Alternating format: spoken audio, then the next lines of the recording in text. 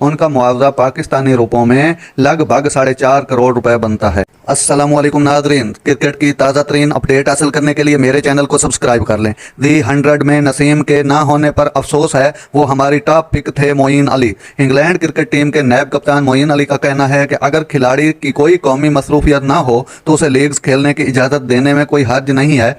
जियो news से खसूसी गुफ्तगू में मोइन अली ने कहा कि दी 100 टूर्नामेंट में नसीम शाह की अदम दस्तियाबी पर अफसोस है। नसीम शाह अच्छा बॉलर है, वो हमारी टीम की टॉप पिक थे। हमने उसे पिक किया था कि वो हमारे लिए शानदार साबित होता, लेकिन अफसोस की बात है कि वो नहीं है। इस तरह से पूरी टीम का बैलेंस खराब हो जाता है। ख्याल रहे, कौमी टीम के फास्ट बॉलर नसीम शाह को दी 100 लीग के लिए PCB ने NOC जारी नहीं किया है। नसीम शाह का दी 100 में बर्मिंघम फोक्स के साथ मुआहदा हुआ था, जिसके पेश नज़र नसीम ने PCB को NOC के लिए दरखास्त दी थी। ताहम बोर्ड ने फास्ट बॉलर को वर्कलोड मैनेजमेंट के तहत NOC जारी नहीं किया। वाज़ेह रहे